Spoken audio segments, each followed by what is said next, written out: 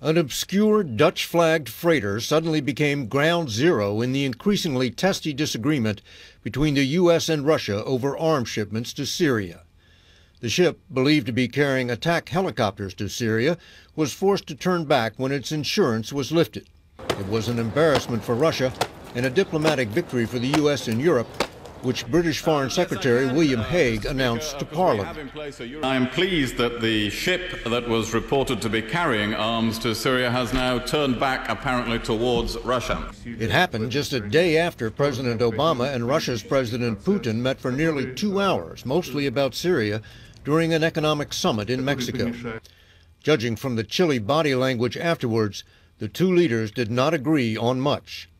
At about the same time, the MV Relied, with its cargo of Russian-made Mi-25 helicopters, was rounding the coast of Scotland en route to Syria, only to learn the British insurer had suddenly suspended coverage. The reason? The shipment violated an arms embargo imposed by the European Union against the regime of Bashar al-Assad, which is using increasingly violent means to remain in power. The U.S. had been tracking the ship ever since it left port 8 days ago, and Secretary of State Clinton had made an international case of it.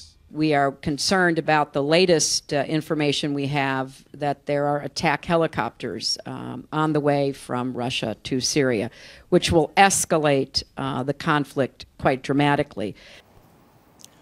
Those helicopters could still reach Syria by some other route, so the dispute over arms supplies is not over. David, you're following another breaking story tonight on your beat. The military just recommended punishment for U.S. troops that were involved in the burning of Qurans in Afghanistan that touched off furious protests there. What have you learned? Well, not only did it touch off protests, it also resulted in the revenge slayings of at least 2 American soldiers. This was a very stupid or careless mistake, depending on your point of view, and the soldiers responsible for the burning are now the object of an investigation which has recommended administrative punishment for them, but that means probably a letter of reprimand, maybe a reduction of pay, but not a court-martial. David, thanks very much.